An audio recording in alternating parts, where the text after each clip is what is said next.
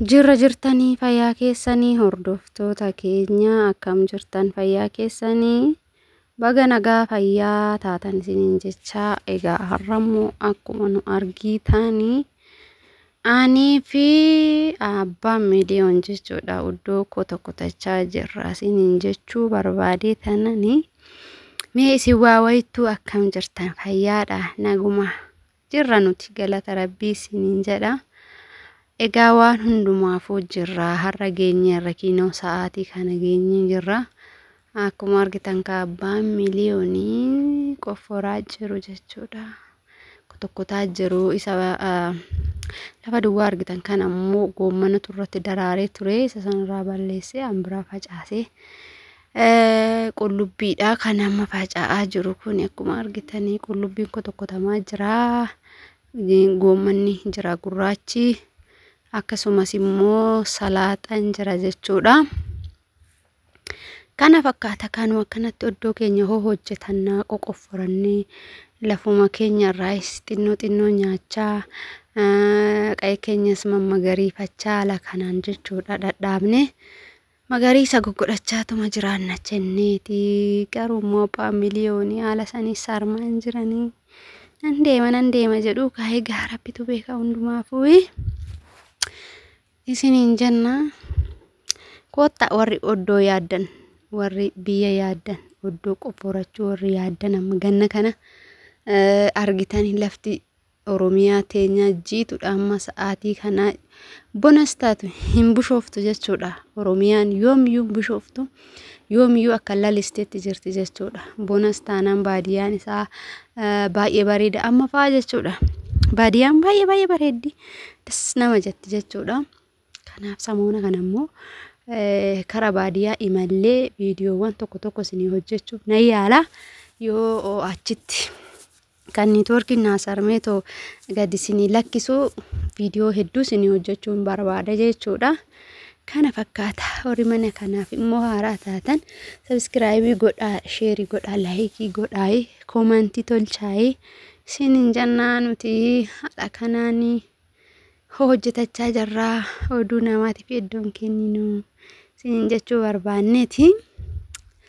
Mee warri oddoo yaaddan asumaan koomentii barreessaa immoo koomentii keessan nan barbaada warri oddoo yaaddan warri akkanatti kotokkotachuu qoqqofforuu kana jaalattan koomentii naa barreessaa isiniin jedha. Ani akkanatti baay'ee natti bareeda jechuudha laftu akkanatti qotamu dasna jedha dhugaa dubbachuuf yoo ta'e biyyeen isaallee baay'ee natti urgaa jechuudha. Baay'ee natti urgaa lafti qofforamaan kun biyyeen isaa hedduun jaaladha. Haala kanaan immoo lafti jiidhee das nama jedha jechuudha. Akkuma nu argitan ganama jechuudha. Yeroon kuni yaa abbaan miiliyoon immoo taa'uun jaalatu kanumaaf hin taa'umee hamman taa'u oddoo tana kotokkota jedhee inni gadi baanaan duubarra bahee jechuudha. Kotokkotaa jiran akkuma argitanii zanaa gochaa jira. Egaa kana fakkaata.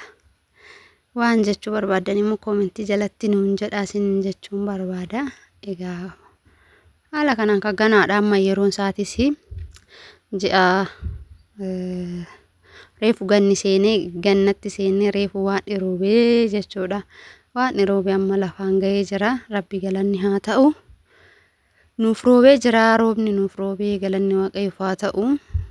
Ammoo haala kanaa qoqqofforachaa aramachaa itti nuuf haa roobu jennee jechuudha. Egaa abdiin kanuma isaati haala kanaan jechuudha. Dhugaa dubbachuuf baaqelaa sadeentun akkam bareeddii asumarraan baaqelaan jechuudha tasa goommana keessa buute goommanuma waliif facaasnee qallaaluma hin habaabuufne jechuudha. Habaabuu bareeda qabdi. Kanaaf jedhee jechuudha abbaan miiliyoon buqqisuu marartee dhiise goommana wajjiniini. Goommanni garuu buqqa'ee jira jechuudha. Kan daraaran akkuma argitan cinaatti mul'ata. Kana fakkaata. Lafa bareedaa kanarra jiraachuu warri barbaadan nyaata malee dhugaatii malee uffannaa malee akka namatti tolu dhugaa dubbachuuf yoo ta'e lafa bareedaa magariisaa akkanatti bareedu kana jechuudha. Irra gangaladhu nama godha jechuudha dhugaa dubbachuuf yoo ta'e baay'eetti bareeda.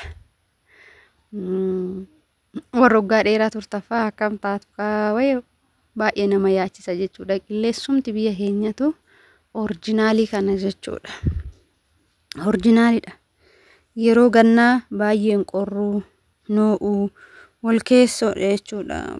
Qilleensi biyya keenya madaalawaadha. Qilleensi biyya Arabaa sanii miti nama gubuu gizee ho'atiisi gizee qorraatis immoo ligidii akka malees miti jechuudha. Amma akkuma argitan kinoo shurraabii harka gabaabas kaawwachuu dandeenya, harka dheeras kaawwachuu dandeenya, kootii harka gabaabaa kaawwachuu dandeenya. Akka barbaanne uffannaa keenya akka barbaannetti kan gannaaf bonaallee tokko goone uffachuu dandeenya. Wanti nuti bade hin jiru jechuudha biyya keenya keessatti. Biyyi keenya habaabaa bareeddu tana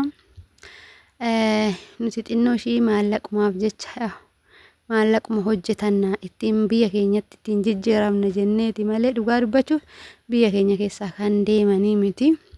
Abbaa miliyoonis kanumaan gorsaa jira. Amma isin danda'ameen isin naaf gorsaa isiniin jechuutiin jaalladha. Isiniin jedha nu haaluma kanaan jiraanna. Jireenyi haala kanaan itti fufee immoo haaluma kanaan bareeda tokko lama sadii jedheetti itti fufa. Yeroo tokko wanti ta'u hin jiru. Amma kinoo haala kanaan dhadhaabne jira. Wanti dhadhaabne kun immoo yoo ta'ee jiraate ta'ee yoo argame yeroo inni ta'eetti margee toletti bareedetti isiniif kaasuu dandeenya, isiniif waraabuu dandeenya. Garuu immoo jechuudha amma shunkurtiin kun baay'ee natti toleera dhugaa dubbachuufi. Shunkurtii waan sarara lama qofa dhaabeen ture. In ta'u jedheen tuffadheen jechuudha. Ji'atti jechuudha wanti kun ji'atti hagana geesse. Ji'a tokko keessatti hagana ga'ee